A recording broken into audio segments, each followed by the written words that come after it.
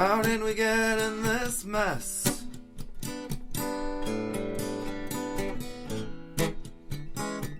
Well, it's anybody's guess. We've been spinning out of control, getting further from our souls. Now the time has come for a change. Vibrations rearrange,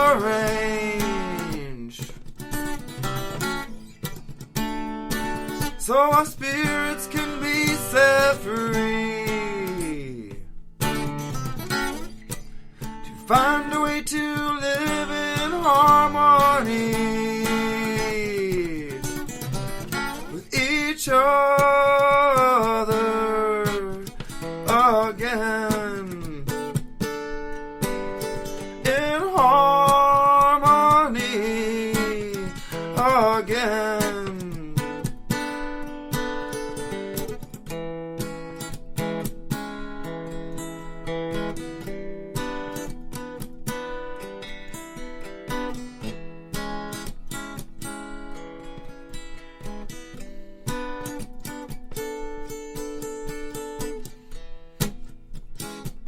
Where do we go from here?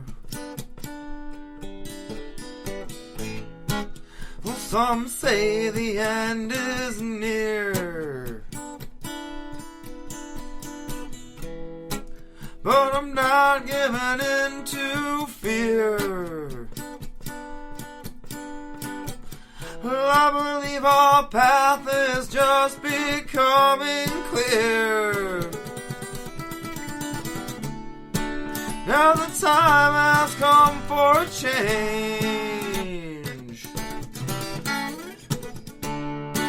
Vibrations rearranged, so our spirits can be set free, to find a way to live in harmony. Each other again, in harmony again.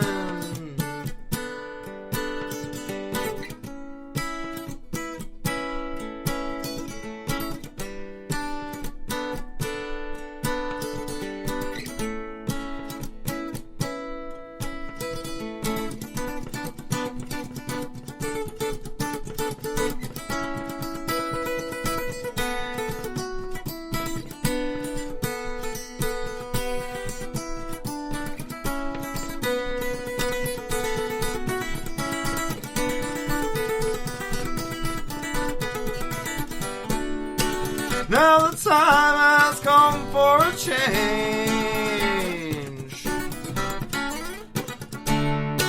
Vibrations rearranged, so our spirits can be set free,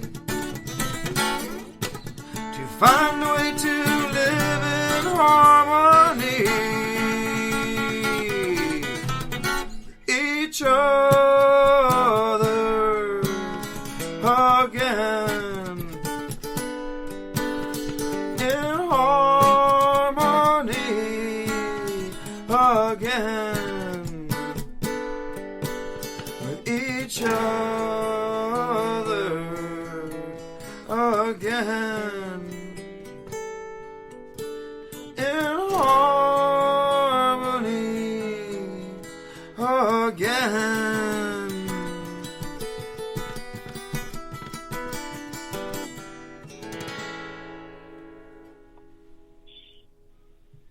And that song was Vibrations, rearranged by Drew Phoria, who we have with us right now. Welcome to the show, Drew. Hi, listeners. How you doing out there? You're having a swell day. It's beautiful here in Kalamazoo today. Awesome. Recently, we actually got more snow here in Cumberland, Maryland, than we've had all winter. So it's we thought spring was coming, but winter's still around here. Yeah, I think it's good for nature that that winter continues its course a little bit longer here. Mm-hmm. Cool. Yeah. So, did you want to slowly kind of or did you just want to quickly mention this song Vibrations Rearranged, since we just played it, and maybe you could tell a little bit about why you created it and that good stuff? Yeah, I'd love to share a little bit about that one with you. It's one of the fan favorites. It was one of the early songs that I wrote, probably like one of like the third or fourth keepers, when I was like really satisfied with my songwriting voice. And it started out as a song that honestly I wasn't that sure about it when I first wrote it. It was so simple, and it just had a couple parts to it, and but I put it out there, and it turned out to get this really great reception. And what it's about, we have this sort of like conscious dilemma going on in the collective consciousness right now, where there's a lot of division, there's a lot of confusion, a lot of people really just they don't really know what's going on, and so it makes it really easy for us to disagree on all these different points of life and all these different perspectives. And so that's gotten kind of messy, and how many different conflicts that's created, and conflicts of interest that we feel amongst each other. And the song is kind of about how we can move past that, and that there is this sort of greater consciousness that is choosing to sort of rearrange the vibrational landscape of, where we're moving into like this higher vibrational Mm-hmm. state. And even though it's a little bit messy, we're moving into that state where we're learning to be in harmony with each other. And maybe like some of the old ways of thinking are clinging really hard right now, and so it looks really messy. But the time really has come for that change, for that shift to just happen. And I think a lot of the people that I know as artists and musicians right now are really making that push for that change, and putting out the vibration that we would like to see more of, and causing that change more in the world through putting that art into it. Mm-hmm. That's very much what that song is about. Excellent. Yeah, and I definitely agree when you say that our vibrations being rearranged right now. Personally, myself and Shannon, we've been going through, for the last few weeks, we've been dealing with some stomach bugs, and just we could feel like our chakras really cleansing out. And it's funny you say messy, like it literally is messy at times, but I think we are definitely raising our vibration. So what originally first got you into music? Yeah, honestly, the very earliest memory I really have as a kid is sitting on my dad's lap while he played the piano. So maybe that was it. I've just always loved music, though. Ever since I was young, and I just remember all the music that my parents listened to. I remember dancing and singing, and just really lighting up to music when I was young.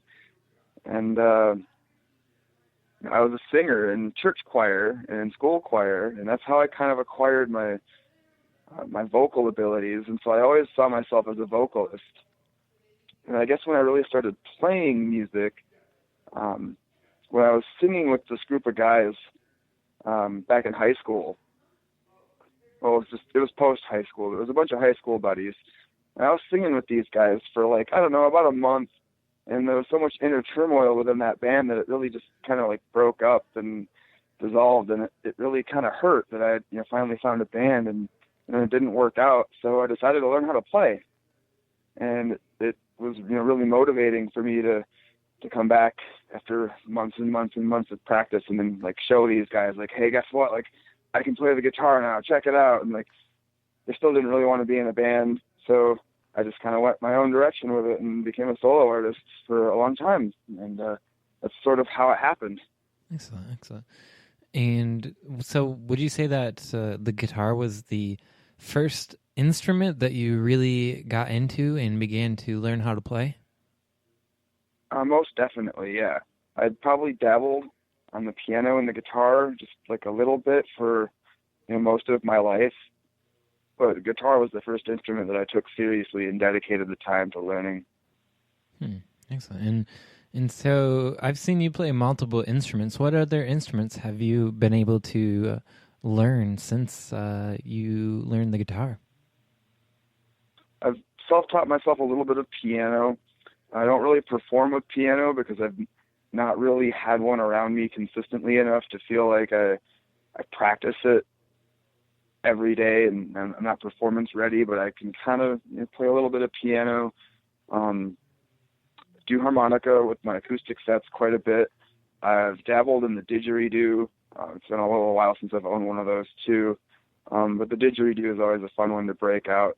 It's one of those unique, fun things that a lot of people don't see, and then you get like that deep tonal vibration that you can kind of like ohm along to, and that's really fun too. Mm-hmm. Maybe a little bit of percussion. You can do a little bit of percussion and hold the pocket on a drum kit if I'm needed in a pinch. Mm-hmm. I like to dabble in all of them, but I'd say the guitar is still my number one. If I'm going to play a show, I'm definitely playing the guitar. Mm-hmm. Cool. And so how would you describe your music to someone who may have not heard it before? When I'm playing by myself, solo acoustic, it's like jam folk. I'm very inspired by maybe a little bit of alternative. It's like alternative jam folk, I think, is kind of the acoustic set with the harmonica. I was inspired by a lot of Neil Young stuff. I was inspired by a lot of 90s stuff, and I've been inspired by a lot of jam bands. And so when I play live, I feel like there's elements of all of that in there. That's kind of like the mellow, sort of pretty soft singer-songwriter guy with a message, and then some of that like heavy rock energy comes through, and then some of that desire to sort of be experimental and have the performance change and vary and maybe drift from the framework of the song a little bit here and there. Some that jam influences, so that's all in there. And then when you see Phoria and Friends, so it's kind of a surprise because the lineup changes. But you're going to get a lot of the same songwriting. But when I play with Phoria and Friends, it's really fun because you hear everybody else's influences from the different guests that come in for, just like the overall feel of it can just change so much when you add a different guitar player or, even a different drummer. It just, so you never know what you're going to get when you see the band. Mm-hmm. Cool. Would you like to play a song for everybody now? Would you like me to play live? Well, I mean, I have some tracks that you sent us earlier, and we could play one of those if you would like to. Sure. Why don't we dial up the song featuring Spaceship Earth on guitar? Okay. The song is "Step Into the Light." That's another really, really important song. And you said this one had some Spaceship Earth in it? Yeah, this song is this track's the Phoria and Friends full band track, and we have Ashton playing lead guitar for us on this track. And I really, really love that we were able to get Ashton of Spaceship Earth to lay down some guitar for us. He's always a joy to work with. His energy on stage is fantastic. Definitely. All right, we got this song ready to go. So this is Step Into the Light featuring Spaceship Earth.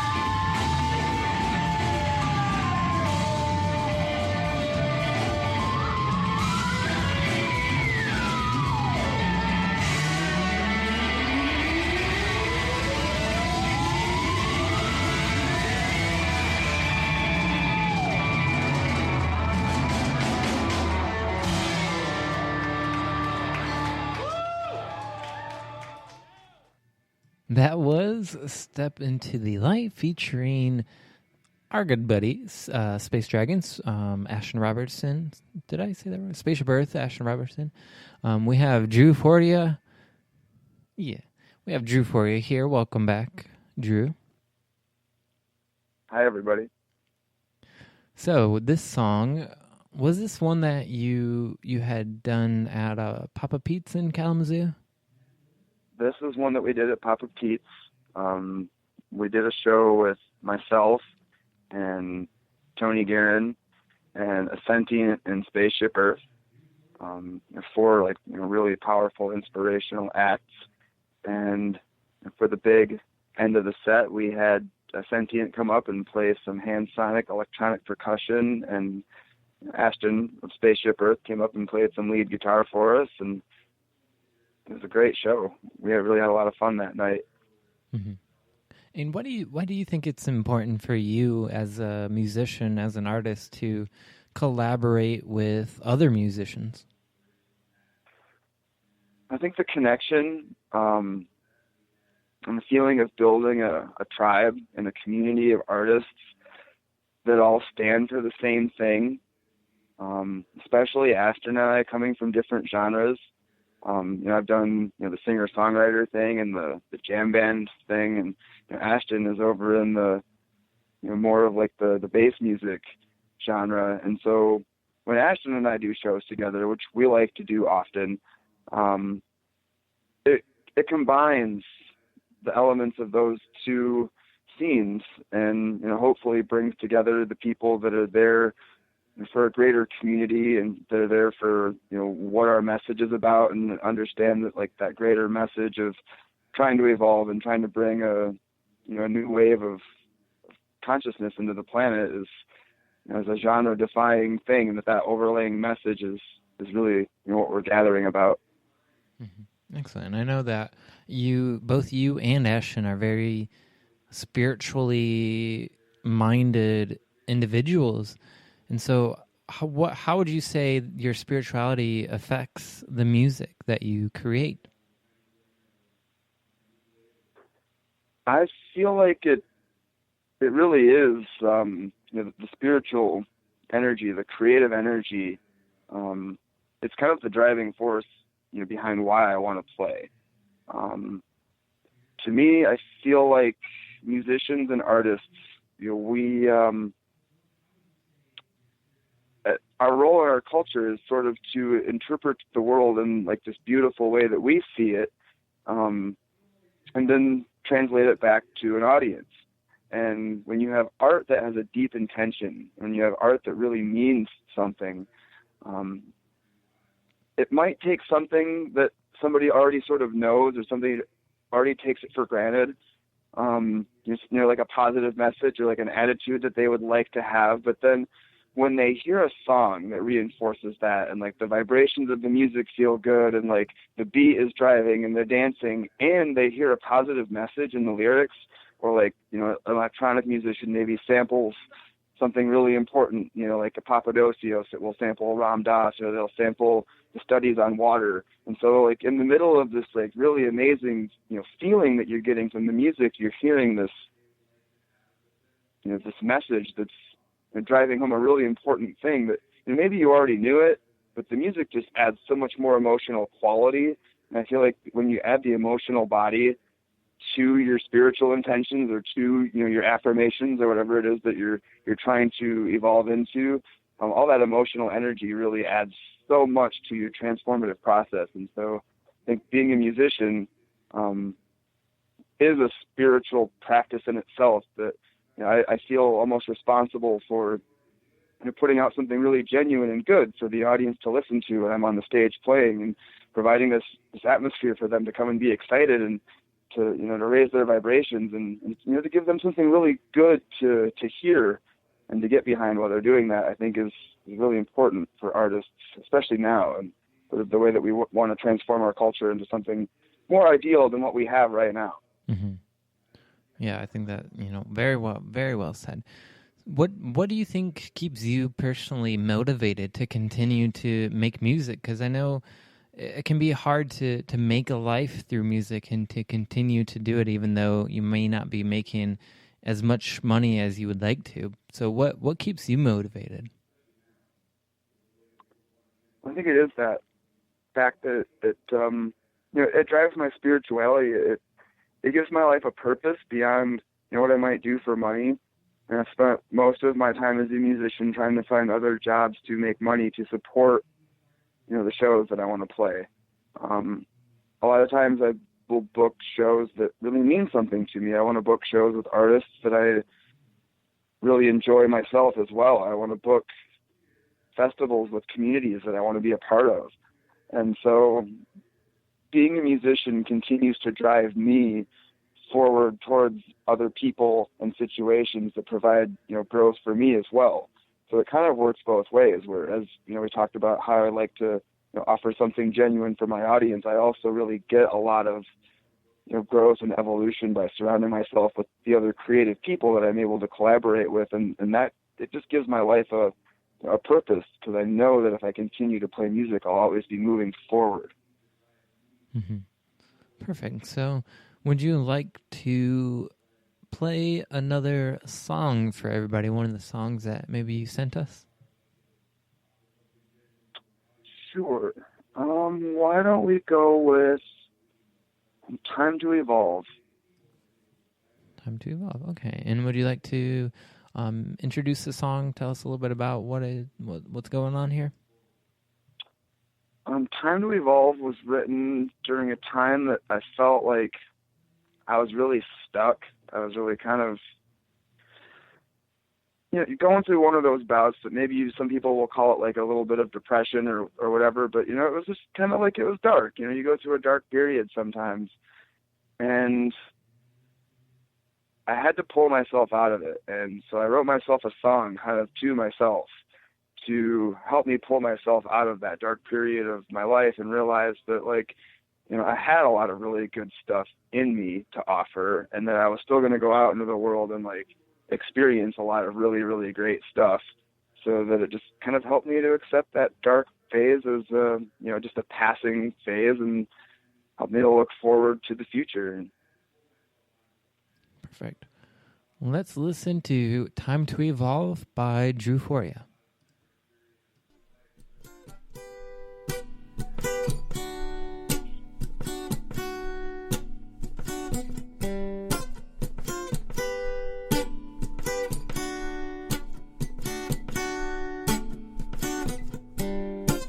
I've been living amongst these shadows,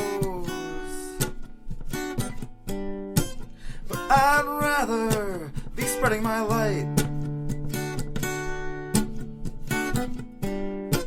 And I know that it shines in my heart, but lately it hasn't been as bright.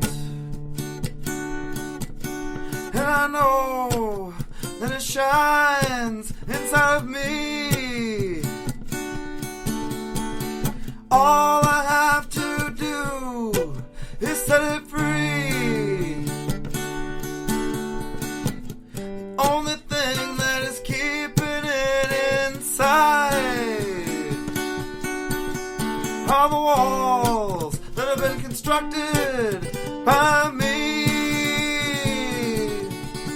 So I know it's time to evolve. I must find the inevitable resolve. One foot in front of the other.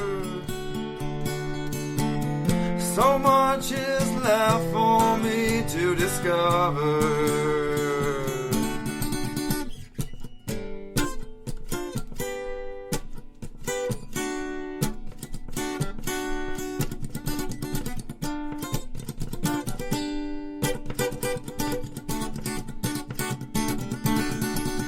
So I take another step along the path,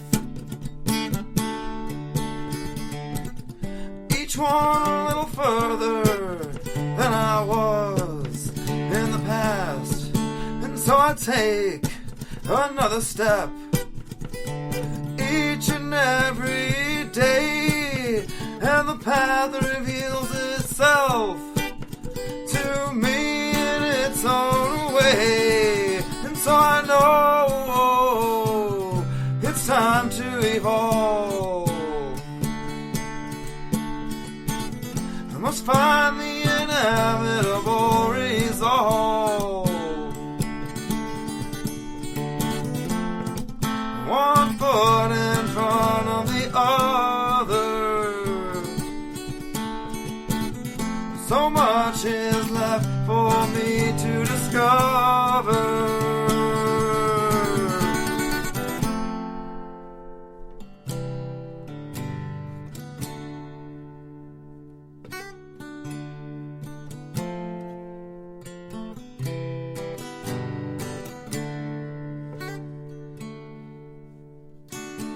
So much joy is left for me to discover. So much love is left for me to discover. So much of myself I've left to discover. So much is left for me to discover. And so I know it's time to evolve. I must find the inevitable resolve. One foot in front of the other. So much is left for me to discover. So much is left for me to discover. So much is left for me to discover. So much is left for me to discover. So much is left for me to discover.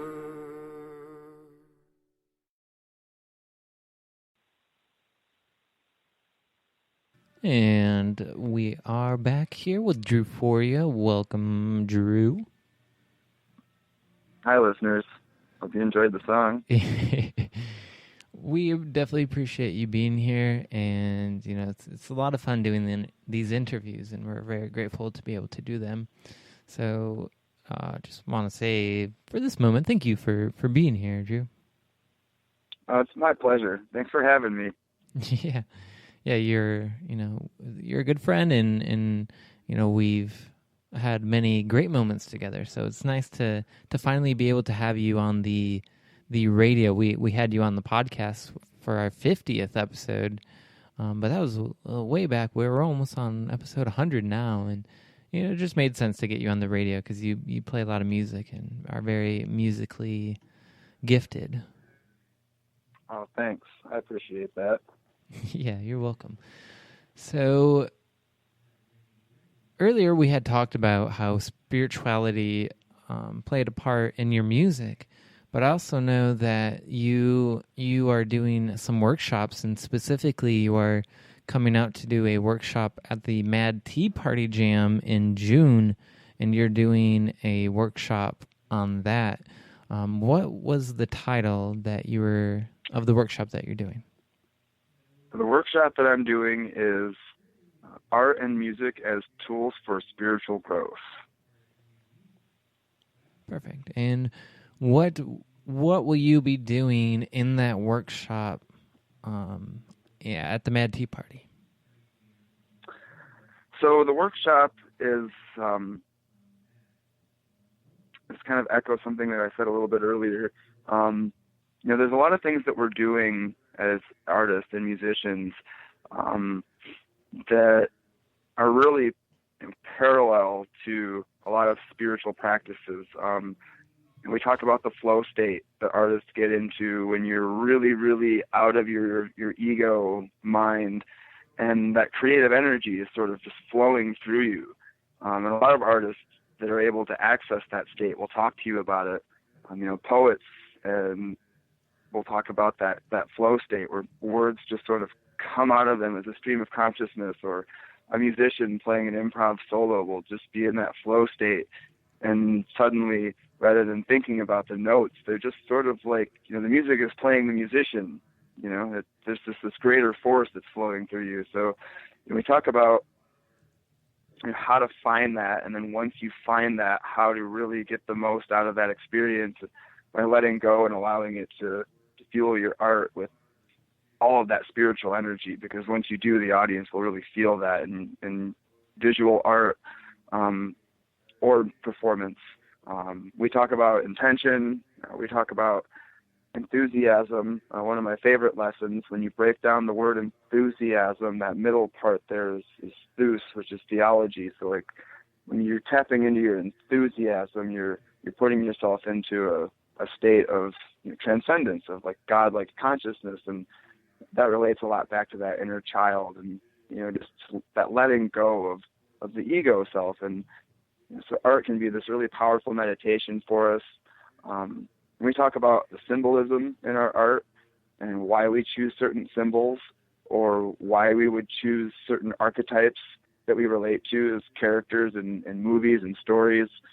We talk about sound healing in different frequencies, and maybe a little bit of like why certain music that we choose might relate to certain spiritual issues that we're battling through, and how we can use certain choices of music and art to reinforce the types of energies that we would like to bring into our life, or to use it to maybe purge energies that we're trying to release and let go of, and how music and art can be tools to coincide along with a lot of these spiritual practices that people really maybe have a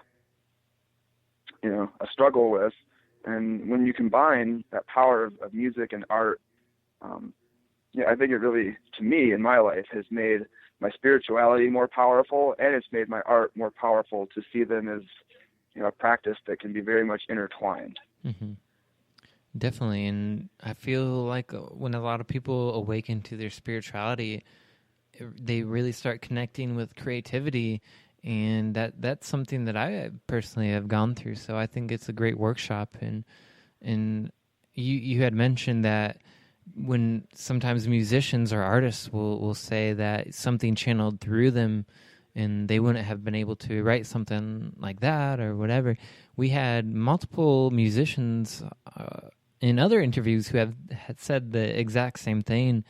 Mateo Monk and just recently Misconception was on, and they both had, both said the same thing, that some of the songs, something just pours through them. And, I think that's a great thing to talk about. So I'm really looking forward to your workshop that's going to happen.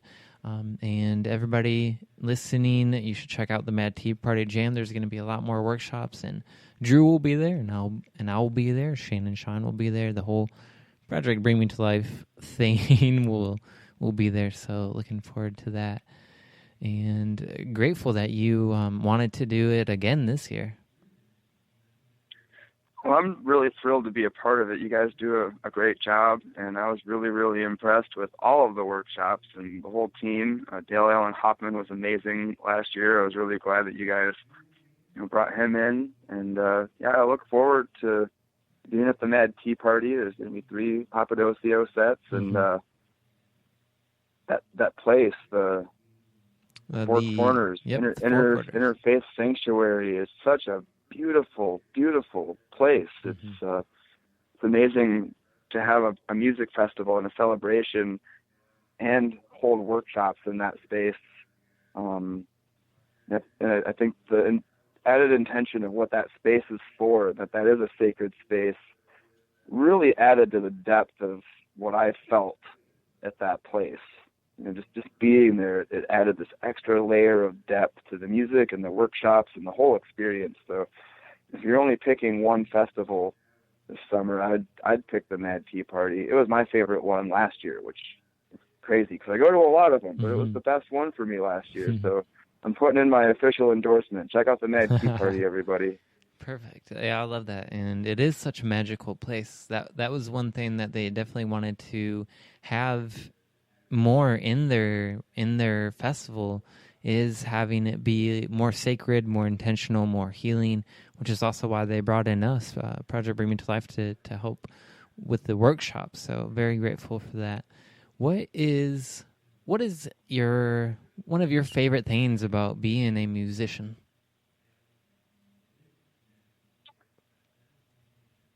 I think one of my favorite things, and there's a lot of things, but I think my most favorite thing about it is that I can always count on music to put myself in the mood that I want to be in. If I'm having a rough day, or if I'm not looking at life with the right attitude, maybe it's okay to have rough days, but if I'm not looking at the roughness and the right attitude and learning and growing from it, I wrote songs about that. So for me, I can always just pick up my guitar and sing the right song that gives me the perspective that I know I really should be looking at the situation with. So if I'm having trouble getting out of that mental pattern, or that stagnant position on an issue in my life, I'll pick up the guitar and sing about it. And I feel like that always really helps me to process things, and it's always there for me to, as I said, just add that emotional energy to the process of working through what I'm trying to work through. And so there's that, and then I can always go on stage and always have a good time with other people and connect with other people through music. So I've always got a way to heal myself, and I've always got a way to connect with other people. And those are two really great gifts to have, that anybody playing music can acquire those two things. And so Yes. it truly is a gift that you bring into your life when you learn how to get yourself an instrument and go start putting yourself out there to the world. Right. Brilliant. And what may be something that is more difficult for you as a musician? I think this is going to be a common answer, but just the business aspect of it.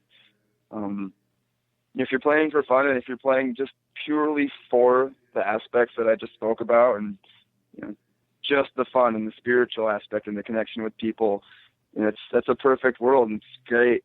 As I've tried in the last few years to dive a little bit into a little bit more of like, can I do this for a living? It's tough out there. I wish that there were more tools and there were more ways to to help musicians that struggle with the business aspect to learn. But it's really okay. I've really kind of accepted that music is more of a spiritual progress and a path for me, and that if I'm not making a whole lot of money doing it, that's okay too, because it's still put my life purpose in direction and in the right way. So I always feel satisfied from it. And maybe one of these days, if I play my cards right, I won't have to clock into jobs anymore, and I can just do this 6 days a week and make a decent living. But that is the struggle that many musicians face. There's just not a whole lot of money for us out there. And I've come to terms with it, and that's just okay. Good. So what might be some, coming up on the last few questions, do you have any advice for any up-and-coming musicians or anybody who wants to get started playing music? I would say just always be genuine. You're going to have a lot of influences, and you're going to learn a lot of things. You're going to be inspired by a lot of things. But what ultimately is going to come out of you as a musician, as you're learning, is going to be a unique expression that you'll have your own sound that you really prefer. And you can borrow little tidbits of everything from everybody else and learn, but really find your own individual voice of what you want to say and how you want your songs to sound. And as you're exploring, don't be afraid to change up that identity as you grow. There's always so much to explore. So just keep going and always stay genuine, and don't try to please anybody else but yourself first. And when you really make yourself happy with your music, other people feel that, and that's what people are really drawn to. So you stay on the path and always keep following your genuine sound. Great. Excellent. I love that. We know you're going to be at the Mad Tea Party this year, but what are some other plans for you as a musician this year? So I'm really, really, really excited for the Spring Emergence gathering here in Michigan, which is a 3 Days of Light event here in Michigan. I'm super, super excited about that. Michigan is kind of long overdue for its own transformational festival, so it's a really, really exciting thing to be a part of that and to start planting those seeds here.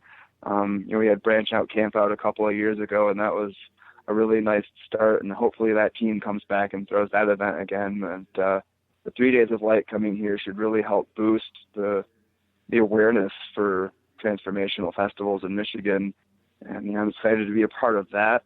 I'm really excited to be playing Rootwire this year, speaking of transformational festivals. Even though Papadosio and Rootwire have gone separate ways, I still support both of them. Like a mutual friend after a breakup, they're both so great. How can you not love them both? So I'm doing Rootwire this year, and I'm really excited to, continue to be a part of that community.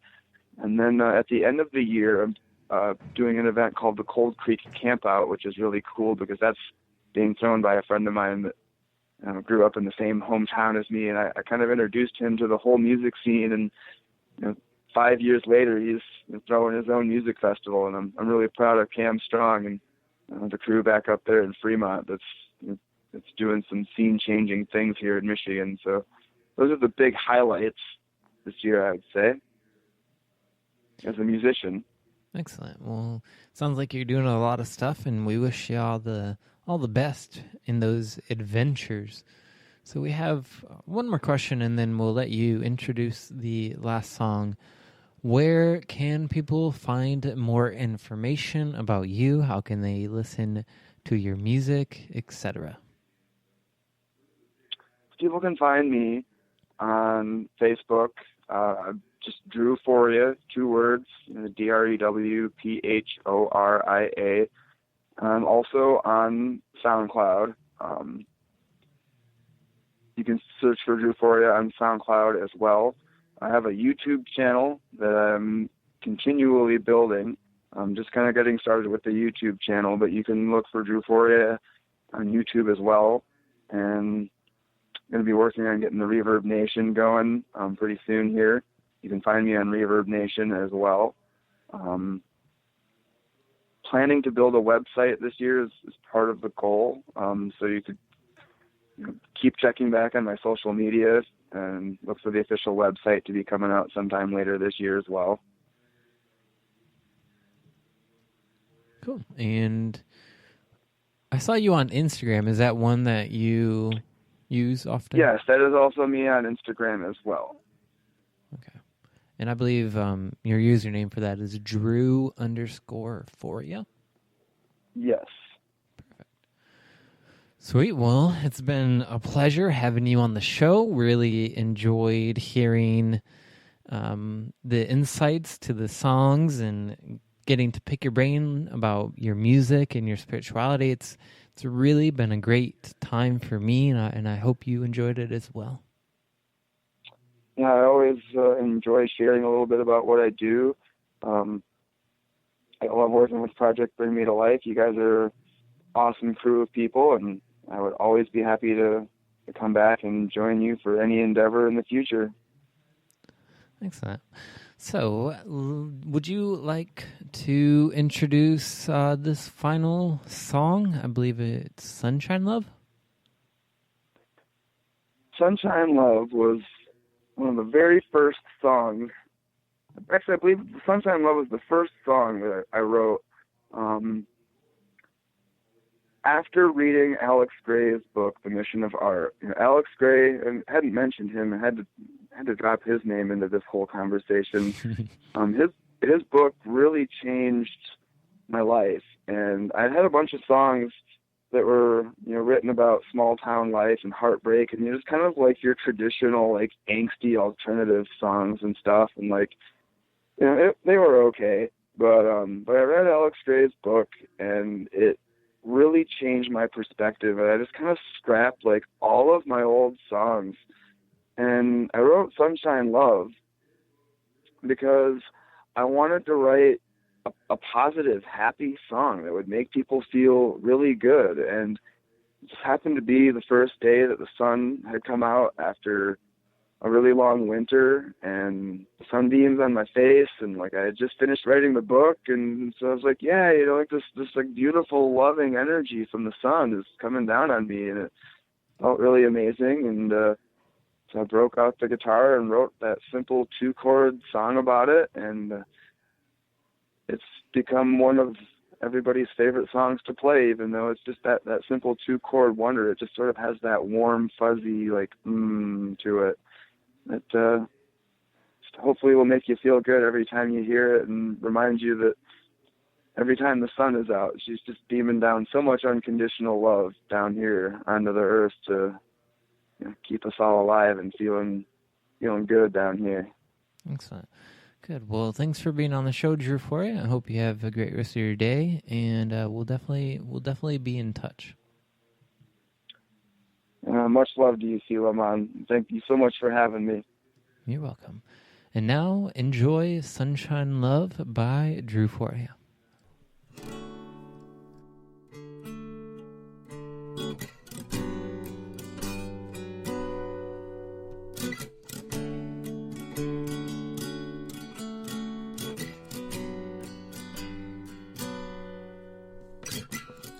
I was feeling kinda lonely, might as well just fall in love with the sun.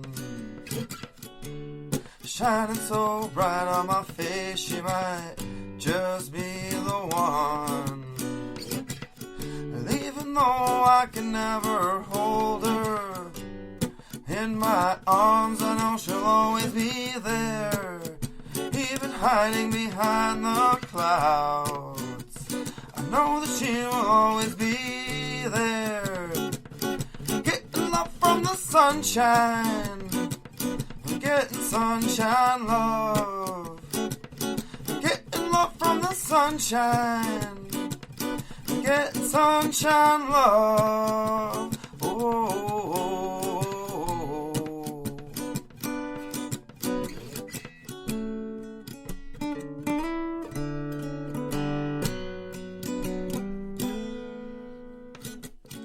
Never asks anything from me, she just hangs out in the sky and shines for me. And even though she shines for everyone, I never have to feel a bit of jealousy, 'cause I know she loves the world, and that's okay with me.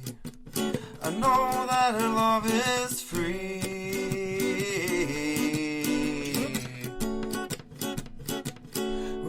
Love from the sunshine, we're getting sunshine love, we're getting love from the sunshine, we're getting sunshine love. Oh, oh, oh.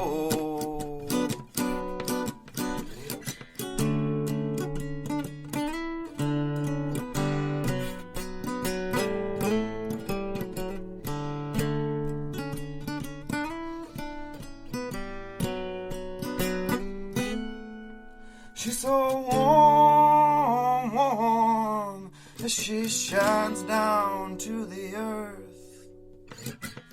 So amazing that she's given us life, but she never ever has to give birth.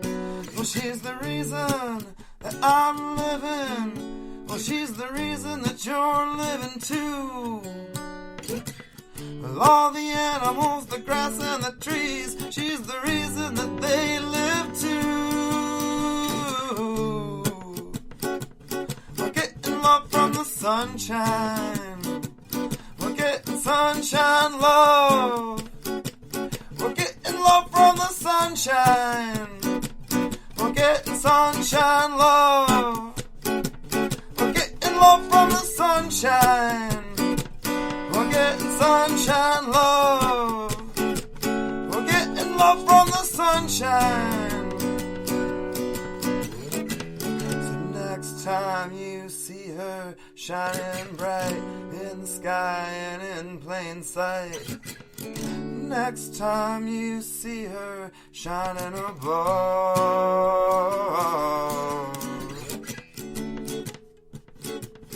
make sure that you thank her for the unconditional love. Make sure that you thank her for the unconditional love. Make sure that you thank her for the unconditional love. Make sure that you thank her for the sunshine love. Whoa.